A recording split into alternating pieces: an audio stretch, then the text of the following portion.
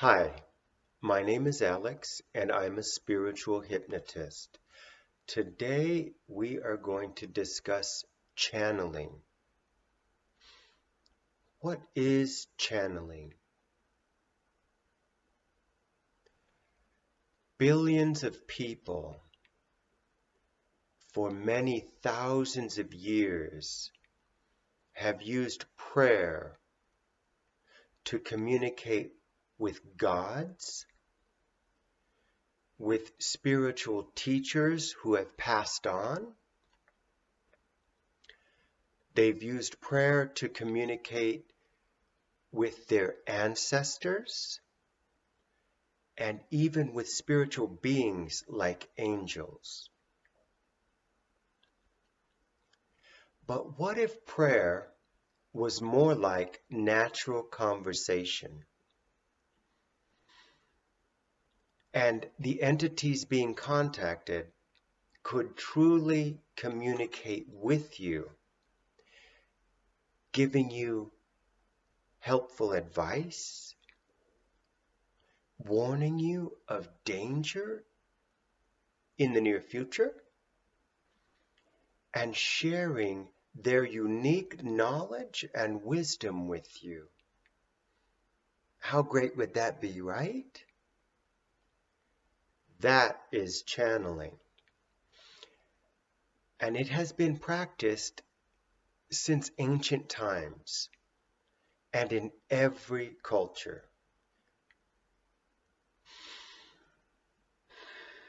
Channeling is more difficult than traditional prayer because we have to establish a spiritual connection with the entity being channeled.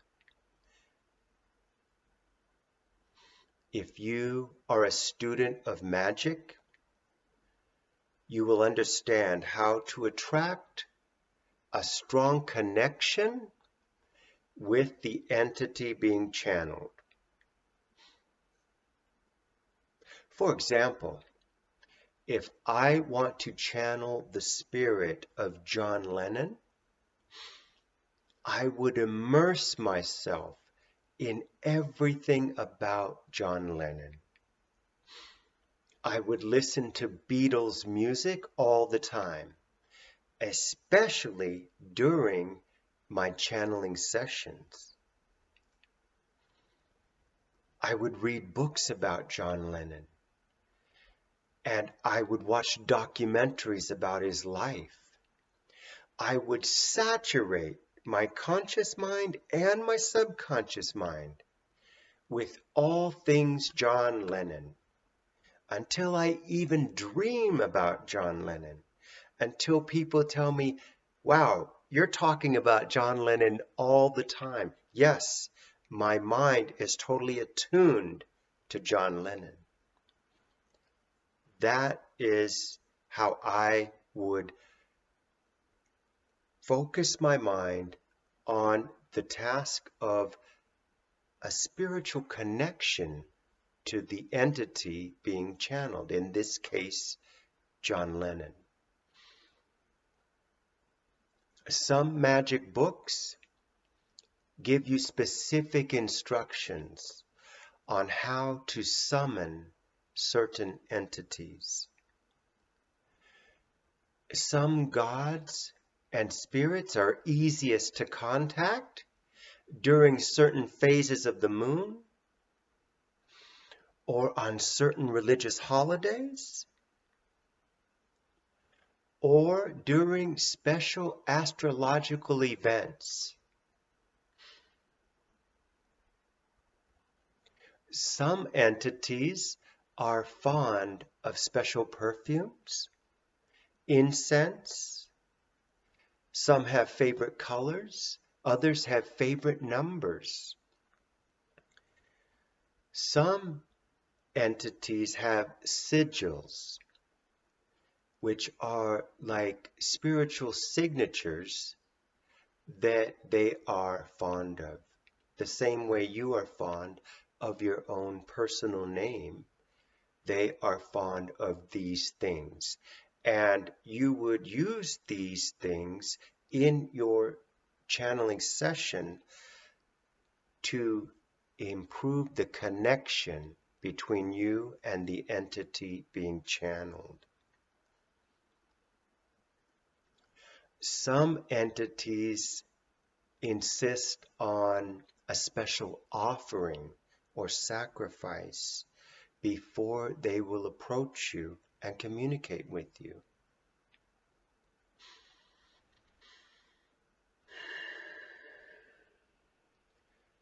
Some of you watching this may be naturally gifted with the ability to channel easily. But for most of you, a life of spiritual purity may be necessary. And what do I mean by a life of spiritual purity? Well, the ancient spiritual masters, the gurus, the sages, they suggest fasting, meditation, and living a spiritually pure life. This will definitely improve your success in channeling. This is how we clear our minds and cleanse our body to connect spiritually with the entity. To help you understand how channeling works, I'm going to hypnotize Angela now and perform a channeling session. Hi, Angela. I'm going to hypnotize you today. We're going to do some channeling, and rather than have a specific entity to channel, we're going to ask your higher self to bring an entity that is helpful and has some knowledge or wisdom to share with you. And so with that, let's close our eyes, and we're going to do some deep, slow breathing to relax the body and mind. And let's do the deep, slow breaths together.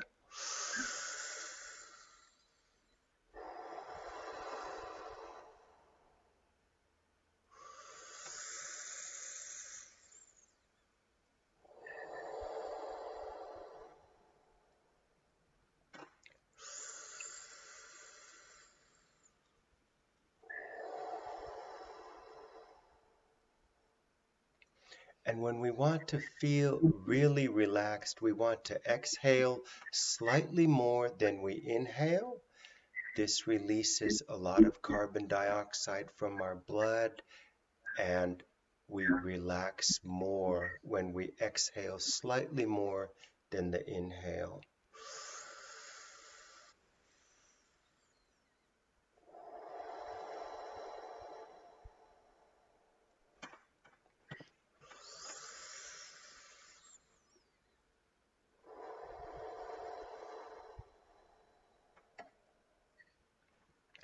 Each breath is releasing stress and tension from your body, calming the mind.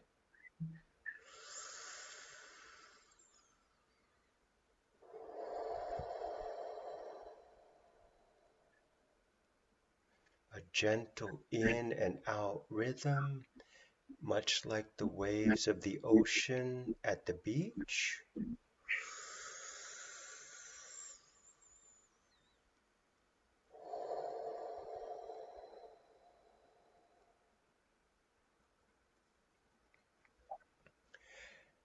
Angela, I want you to imagine yourself now asleep on your bed. Your favorite pillow is under your head, gently supporting your neck and head. Your favorite blanket is keeping you warm. You can see your resting face. There is a smile on your face. You are possibly dreaming a pleasant dream. You feel very relaxed, very comfortable in this cozy, warm bed, dreaming a pleasant dream, a happy dream.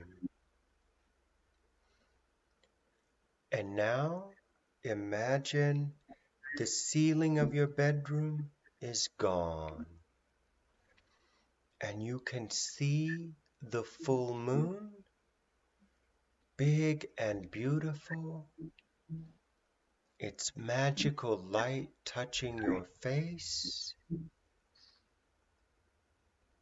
its mystical rays feel good and make you relax even more. Yes, I can see you relaxing even more. Behind and beyond the moon, you can see the nighttime stars. Perhaps you recognize some constellations. You can see familiar planets and shapes. The nighttime sky is alive,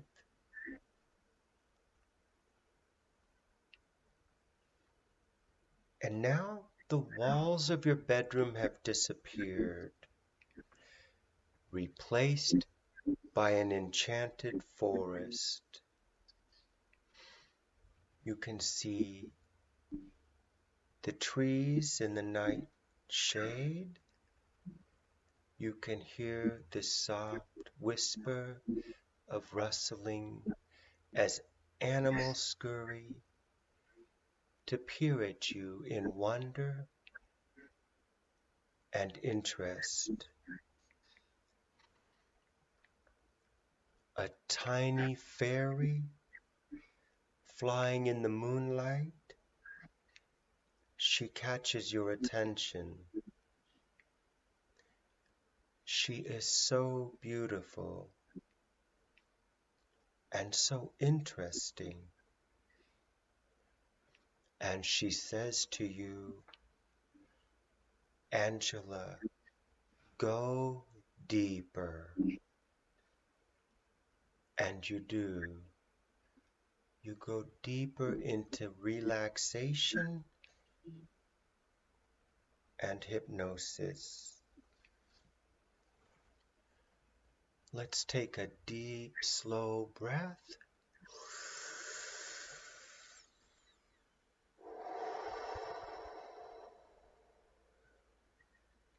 You are doing perfectly.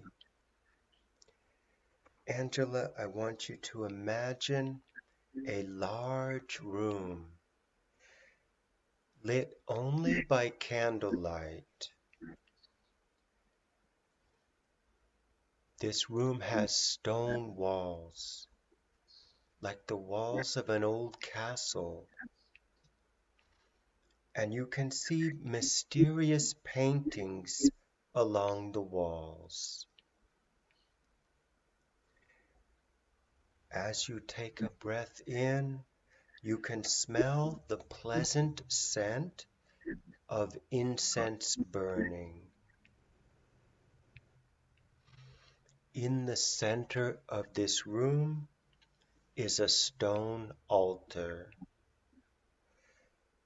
and surrounding the altar is a magic circle made with sea salt. This magic circle will protect you from all evil. Only good spirits and entities can reach you in this magic circle. On the altar are several magical items. You can see crystals with different healing properties. and you can see talismans and amulets and all sorts of magical items. There is an urn on the altar. It is burning rosewood incense, and it smells wonderful. See yourself dressed in a beautiful white gown. You are entering the magic circle, and you are standing before the stone altar.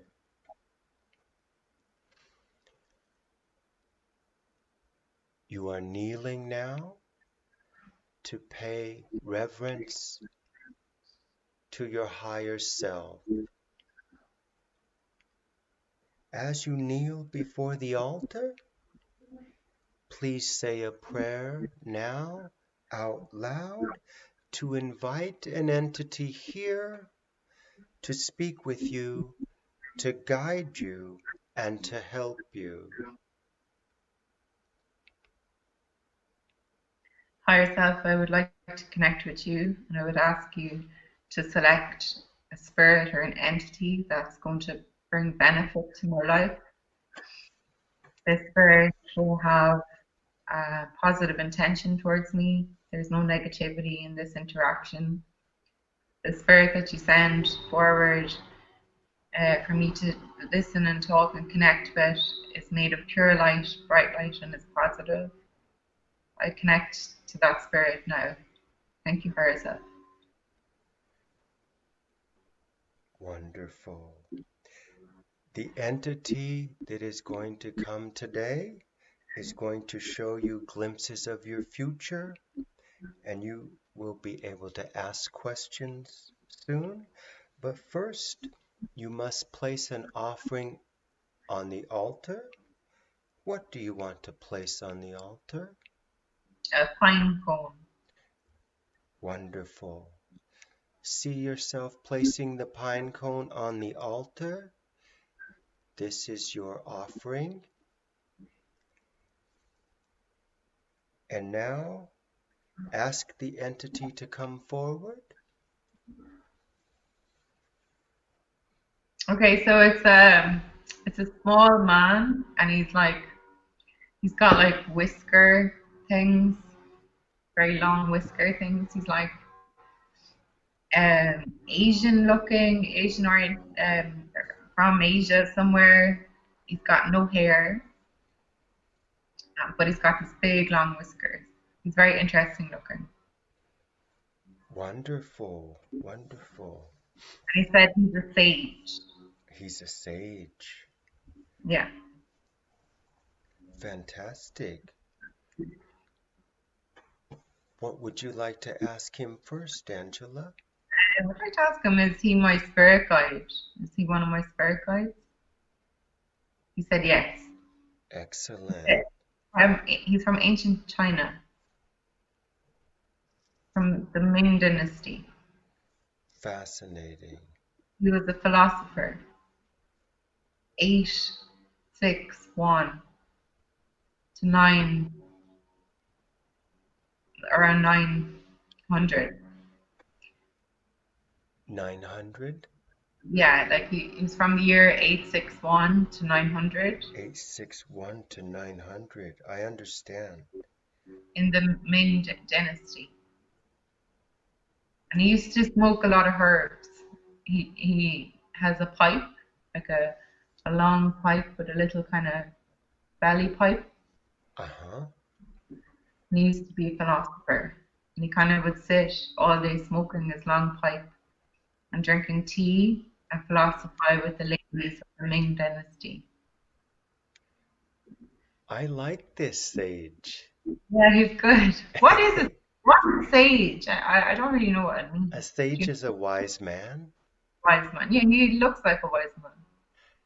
He's not very big in stature. He's quite small, but he's funny. He's got a funny. He's taught a lot. He likes to think in geometric. He's shown me like like honeycomb geometrics. He said, "Would you like to be able to see like this?" So I'm saying yes. He said, "Come this way." You are following him? Yeah, so I'm looking at an ancient city. It kind of has like the Asian looking roof on it, and it's like so he's going in and he's very quiet and he's saying this is where the emperor lives.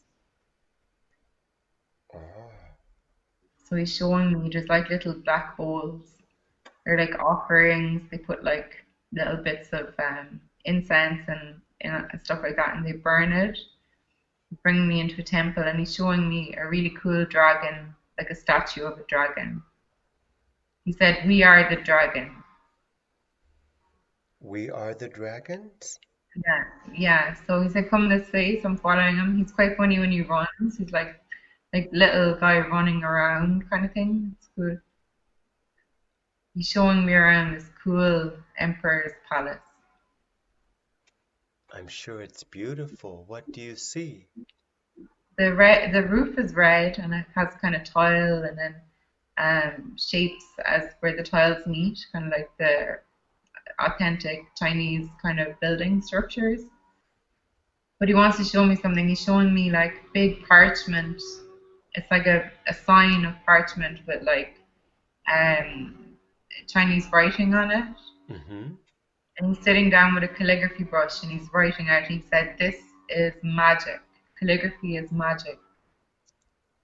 It is magic. He said it's almost as powerful as a crystal, but it's paper and ink. Paper magic. Symbol magic. Yes, symbol magic. So he And says you scroll it up, you scroll up the parchment and you bring it into the temple. You leave it as an offering, and then you watch it burn, and it appears. And saying you can make wishes come true by writing on parchment and ink mm-hmm. and burning it. You can actually that's magic. He's saying that's a type of magic. Yes, that is a very popular magic even today and throughout ancient times. Yeah, Fascinating. Ask him what his name is. What shall we call him? Lulu, Nehru? Lulu. Lulu. Yeah, Lulu. yeah. That's okay. he's That's showing me he's showing me a black horse yes.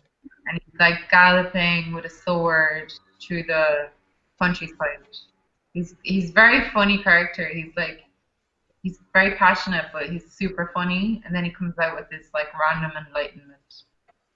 And Oh, he doesn't walk. He kind of prances everywhere he goes. He's like moving really quickly. oh. He has a wand of enlightenment? No, he has a way of enlightenment. Like he Oh, has, yeah. It's like he just come out with some really deep wisdom, you know. So he's showing me the dragon again. He wants to show me about the dragon, the Chinese dragon, the fire-breathing dragon. And he said, "Come this way." And he's saying, "Sit on its back." He's going to bring me through the clouds to their heaven, a kingdom in the clouds. He said there are kingdoms in the clouds, but it's not like Christian heaven, but it's a Asian heaven or Chinese heaven. I don't know if that's real or not, but that's what he's telling me. fascinating. So we're flying up into the clouds, and there's all these buildings hidden in the clouds, and it's all made of kind of very white light, but kind of gold, imbued with gold. Mm-hmm. And there's very colors of pink through the clouds. He said, "This is where our ancestors live. This is where all of the great ones who have passed live and look down on the earth plane. It's like their TV. The earth plane is like their TV. They sit and watch the mortals every day. So when they want to talk to the ancient ones, they look to the sky and they know the ancient ones are watching down. And they have a very close relationship with the ancient ones. They give them offerings and suggestions and ask them for help and sometimes plead for help because they know that they're watching the earth realm, the mortals, all the time. They care about us, don't they? Yeah. But it said they're the guardians, the sky guardians. And it said that the magic fire breathing winged dragon brings you there. So when you die and pass over, the dragon brings you up to the sky heavens. That's beautiful. Yeah, it's very cool. So he smokes kind of like, I think they're kind of mild hallucinogens as well. Like he's back now in this temple in this really beautiful garden, and there's beautiful ladies there, and they have like pink dresses on, but there's like the, like the Chinese dress, Hmm. and they're all just kind of sitting around drinking tea. But he's he has a certain position where he lies on his side, and he puts his elbow on the ground, and his other hand is smoking a pipe. So he sits there and philosophizes, but their heaven is much closer to earth than a Christian heaven. They're more connected to their heaven realm than the Christians. Like the Christians are all about heaven and hell and redemption and mercy and not being sinful and stuff. Whereas this guy's philosophy, heaven is literally just there and they're being observed by heaven. So when they live their day to day, they know that they're being watched. So it's not like angels. The wise ones are like the angels kind of in Christian uh, philosophy. I like this heaven.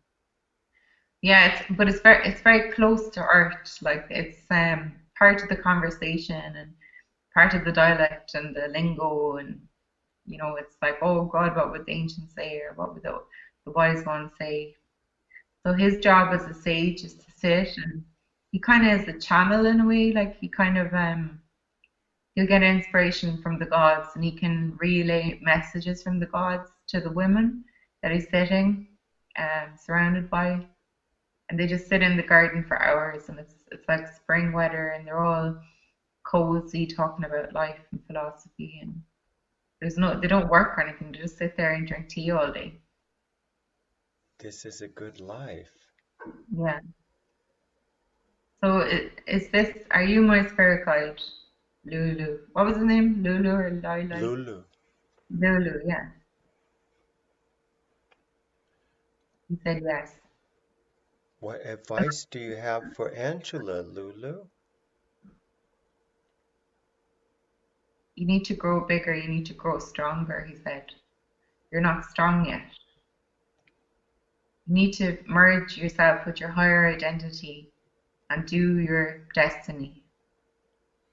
Your destiny is written in the stars. He says you're in the stage of becoming. You haven't quite reached your full potential yet, but it's happening.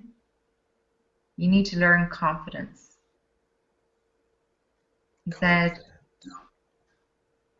yeah, so I'm saying to him, there's no point being confident if you're not in good state. Like you have to be in a good state to be confident. Otherwise you're just a arrogant fool. He said Yes, he said no, he said you're coming into your identity, you're coming into your true personality, and you're becoming a woman. He's going to help me with this baby steps every day, becoming more and more settled in my power about who I am, my appearance, and how I present myself to the world. He's going to help me incrementally until I come out in full force. this is great. Yeah, he's got Conf very, very long whiskers, and the yeah. whiskers come. I think the whiskers come from a fish. There's a fish that has long whiskers, and he looks at this fish in the pond, and that's where he got the idea to have long whiskers. I know what you mean. Some Asian men, they just have long strands. They don't have a full Yeah, European facial hair. It's different. but it's really long. It's like down to there, Yeah. that long. Yeah. And you can Yeah, tell he's extremely wise, huh? yeah, but his magic or his ability is that he can commune to the heavens and relay to the mortals. So he's like a channel or a telephone operator, a switch between the heavens and earth, you know? Mm-hmm. So when people ask him, I suppose you could call him psychic, but when people ask him a question, he consults the heavens. So he'll say, hold, please. And then he's like dialing up the heavens to get a response from a spirit or an entity up there. And then he listens and then relays the message in his wisdom. And then he'll be going like this, smoking his pipe. Besides the ladies, those beautiful ladies in the pink dresses, you mentioned the emperor's palace. Is he giving advice to the emperor? Oh no, he bows. He crawls. He He crawls to listens. the emperor. Yeah. The And he's, emperor is fear, induces fear in everyone, yes? oh my God, that's like the chosen one. That's like the allocated one. You know what I mean? Mm-hmm. Like he'll give like a suggestion in an offering bowl, but he's nowhere at the level of the emperor. Like he's not. He's kind of more mischievous, kind of going around the empire kind of thing. Mm-hmm. I think he was a warrior at one stage when he was younger. He was like he had this black horse and he did gallop with like weaponry, like, but it's not very brutal looking. It's not menacing weaponry. It's very simple, like a long kind of bamboo wood thing with like a sword at the end of it. You know, Oh, like yeah. Well, he was never in a battle or he was never in a war or anything like that. So he just trained. He's very good with a stick. He knows how to do all the moves, you know, like the is it kung fu or something like that, like all mm-hmm. the he's good like that. But his main full-time job is a sage. That's what he is now. And he's Pe in his wood. People come to him for good advice. Yeah, and he's quite funny and he can be like he'll play games. He'll give you so much information and then he'll play with your mind until you become like, oh, tell me the answer, you know. And then he'll use his power playfully, you know. Interesting. Now he's older now. He just changed garb. He's actually passed over. That was his lifetime. That entity's lifetime. So Mm-hmm. he's passed over now. And now he's all in white energy, and he's wearing a white robe, and his hair is even longer. He said that was a good death. He had a good life and a good death. What, how, can we ask how he died? I want to know what a good death is. He had a pain above his stomach, and he took herbs for it. But eventually, the pain became so long and sore that he just lay down and died. Oh, I think it was like an ulcer, like a type of an ulcer or something. mm-hmm. Mm-hmm. That sounds like it. And he wants to show me the heaven kingdom now because that's where he is. He's stationed in the higher heavens now. He said he was a magical man in his lifetime in that dynasty, that he did have supernatural powers, that he could see the dead and commune with nature and see all the different aspects and different people's personalities and stuff. And he was a renegade and quite mischievous, but very devout and submissive to the emperor. He's Mm-hmm. on the other side. So he's showing me all these like interesting enough, all the ancient sages are they're big stature people. They're all in white robes and they all have kind of white it's like black and white movie nearly, but there's more white in it than the grey kind of scale. But they're up in the upper higher kingdoms of heaven now. Fascinating. It is great that he's your spirit guide because you can learn a lot from him, huh? Yeah. What is So heaven like? you see there's different heavens. It's this is a dimension. This is like a heaven. It's a heaven, but it's certain populous heaven. Not everyone goes to this heaven, only certain people go to this heaven. It's a room of heaven. There's many rooms in heaven, and this is one of them. But their heavens are made of clouds. Yeah. Because they look like cloud people, like you can see the definition of the lines outlining their features and stuff, but they're white skinned and their clothes are white and their hair is white, everything's white. They're spirits, they're ghosts, they're like in higher heavens. They're not made of flesh, they're made of clouds. They're the cloud people. Wow. Or the heaven people.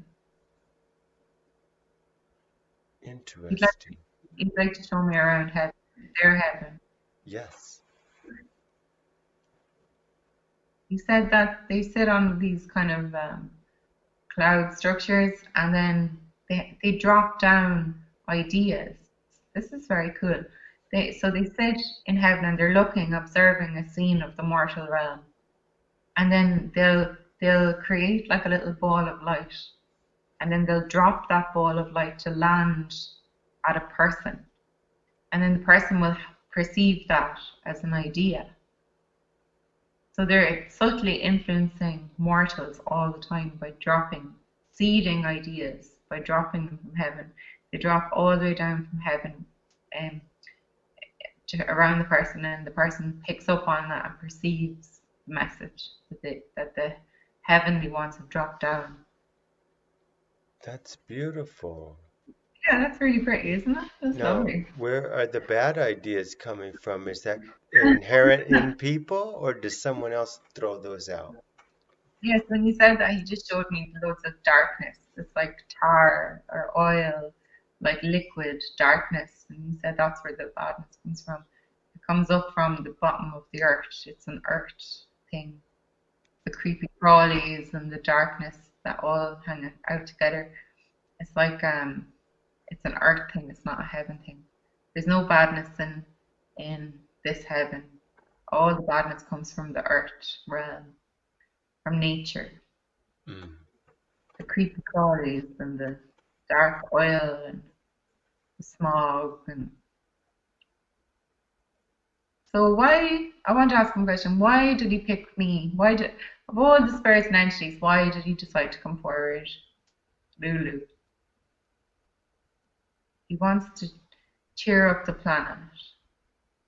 He said that the planet is in turmoil. There's devastation and disease and disaster happening. It's rife on the planet. He said back in his incarnation in the Ming Dynasty, that was idyllic. It was perfect. Everything had a place. Everyone had a purpose. Everyone had a role. It was very scenic and it was a kingdom. He said Earth, if you look at Earth's a mess. He's saying we're still here in the heavens. We're still seeding the population with ideas. We're still dropping the ideas down to the population. But he said, like, there is no law, there's no governance, there's no kingdom. It's just it's evolution, and it's like matter evolving at such a fast rate, and it's destructive with the environment. And he said the malice and the greed in people's hearts. He said, like, in the Ming Dynasty they all had virtues, like they'd all aspire to be a good person or aspire to be a loving person or a funny person. He said there is no virtues. Very rare will you come across a person of virtue in modern day art. He said it's all greed and status symbols and superficiality and disease. And he's talking about the COVID now. It's like the diseases here now, the creepy crawlies, the viruses, they're creeping up on the humanity. He said, like, he came from the Ming Dynasty was an idyllic kingdom. It was everything had a purpose and a place. He said the human kingdom is our kingdom now, modern day society, it's a mess.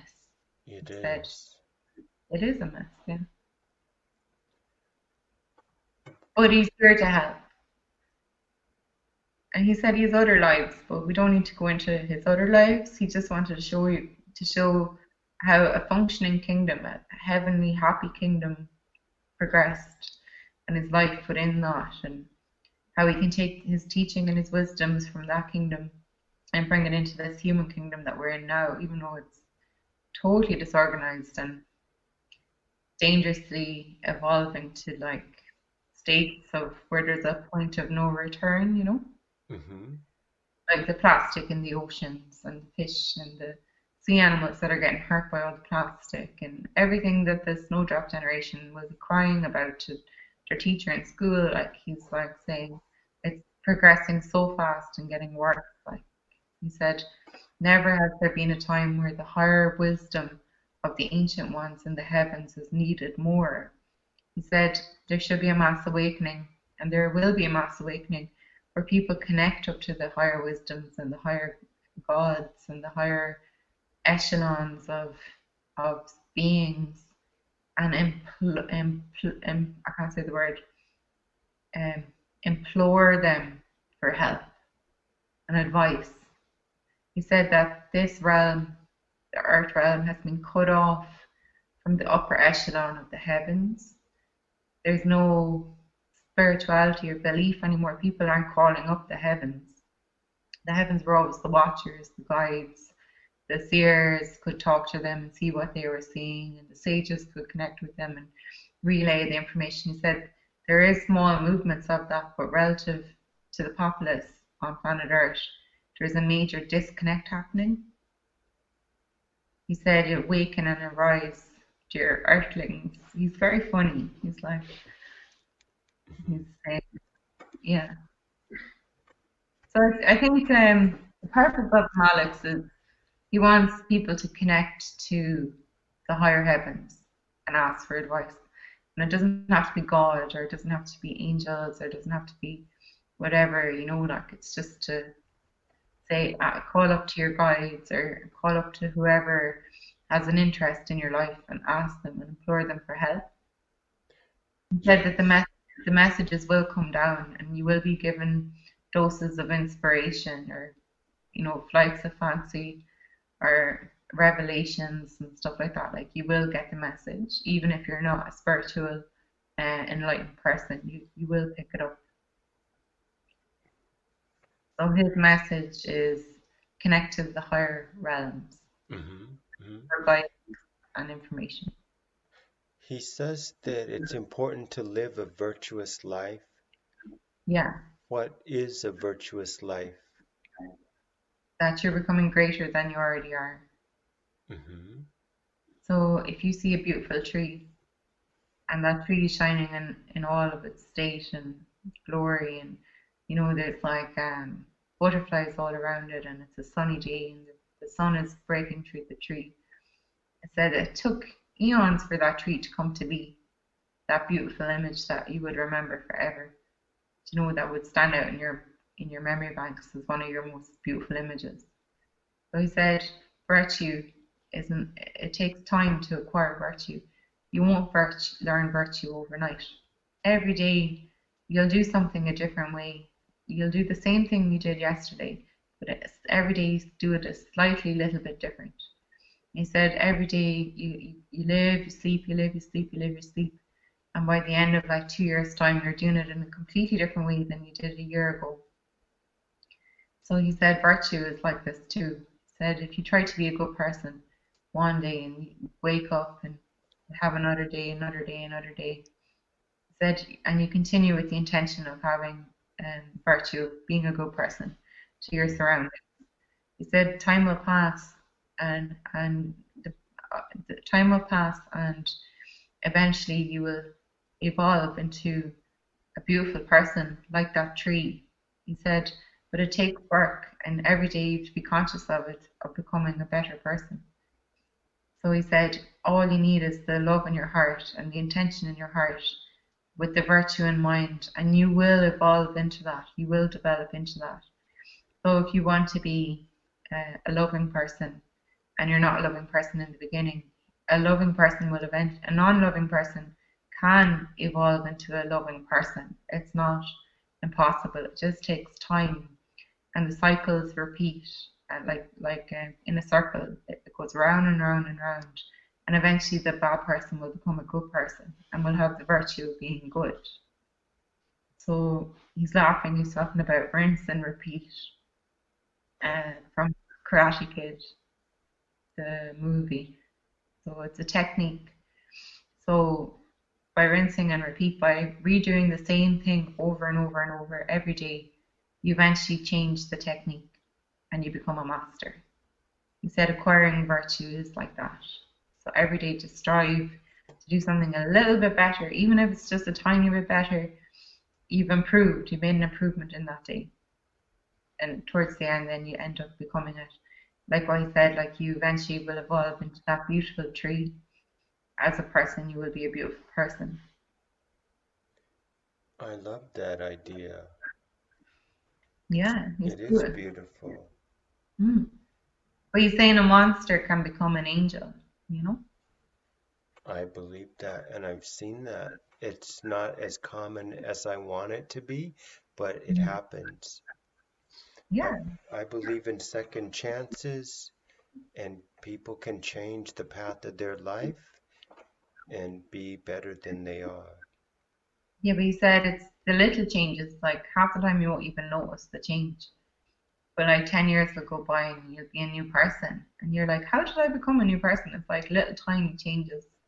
You know, like you you smiled at someone. You normally wouldn't smile at someone and they smile back. You know, this kind of thing. Like it's just you didn't mean to smile at the person, you just it was your reaction, like just and then suddenly you're this happy person who's talking to everyone and picking up the sad people and making them laugh and turning the whole room into a party, you know? hmm hmm And Small that's a, changes lead to yeah, big changes. yeah, and it's the repetitive changes like what we call boredom, Alex, like what we call oh my God, I have to do the same thing again for the rest of my life for 20 years. He's saying, no, you're not doing the same thing for 20 years because every time you do it differently. So you can grow and intend any emotion or any virtue that you want. And by the end of 10 years' time, you'll have turned into a different person. So you can hold love in your heart or you can hold anger in your heart. You can hold whatever. He said there's no judge at the end of the day, but there is direction. And if you want to end up being a certain way, just hold that in your heart and project it. And then within time, with patience, you will become that. He said once you achieve a memory, like his memory, his lifetime in the Ming Dynasty, your soul memory, your soul record will hold that forever. So that's an achievement. It's a good memory. So he said in life, you might get like 3 or 4 epic moments in your whole life. We said, but relative to how old the soul is, that's a timeless moment that will never change. You created that moment. You created that scene. You created that world, or you were part of that world, and that was you in that story. That character was you, and that becomes and merges with your soul data bank. You know, all your memories are held in your soul. So even if you're having a terrible life, you can have 3 or 4 good memories that when you die, you bring those memories with you and they become part of your soul record. You know, so as bad as that life was, you got 3 or 4 golden moments, you know? hmm hmm That's beautiful. Yeah. What advice does Lulu have for you personally, Angela, to live a healthier, happier life? Set out to be stronger. Stronger and more confident? Yeah. And we all need to work on improving our virtue and being good people. This is And he good. said you have to fight. You have to fight in this incarnation. You have to fight for what you want. This is true. There's many people, and it's not that you're going out like kill everybody. I want to be at the top. You know that kind of way. It's not like that. He He's means basically, struggle, not fight, but struggle. but, you know, if someone is your competition, don't just Yes. let them win. Fight. You know, like he's saying, no, no, no. This Fight is for because what you want. yeah, because he's a fighter as well. Before he was the sage, he was a warrior. So if you have something in your heart and you want something, might be probably more on a materialistic level, and say you have like three other people that are your competitors. Said if you can fight if they're your competitor, there's no point fighting if they're the innocent. But if you know they're your competitor, then do everything in your power to fight. Be the warrior. You know. Mm-hmm. Mm-hmm. This is You good know, advice. he's like saying like in different work situations and different environments, and someone is sarcastic because the word is the sword now. There is no weapon anymore. The English, like the conversation is the sword. And if someone disarms you through conversation and makes you feel bad, and he's the competitor, she's the competitor, fight back with all your might and your intelligence and your wit and disarm them, you know? So the Mm-hmm. word is the sword. Like he's saying, like, don't just stand back and take a beating, like a verbal beating, or someone trying to be rude to you, or someone trying to belittle you or talk you down, because that's very common in this world. Like people are unhappy. A lot of people are unhappy, and they'll try and make you unhappy. Like they try to spread their unhappiness, and half the time they don't even realize what they're doing. Like, but he said, in that instance, disarm them using verbal weaponry of language. So if someone's trying to put you down, you disarm them. You're like, whoa, buddy. Right. What did you mean by that? Not be walked over or trampled on. Right. And he said it's not virtuous. It's not virtuous to be walked on. No. There's No. honor, there's might, there's all these emotions and virtues. You know, you can have mercy on someone if they're weaker than you, and they're picking a fight, but you know that you're stronger than them, you walk away. But if you're being challenged by someone, fight. That's what he's saying. Yes. And Yeah. it's language. He's saying language is the new fight. Yes. I totally agree. Yes, we Yeah. have to be brave and strong and courageous. And we are not competing against three other people, but against millions of other people want the same things we want. Yeah. So we are Yeah. competing fiercely, and to win, we have to outcompete and out-strategize everyone. So, And he's saying the purpose of life from his perspective, from a soul perspective, a soul is beyond the flesh and the blood of the body. A soul is what you come away after numerous lifetimes. That's who you are, your higher self, your soul centered.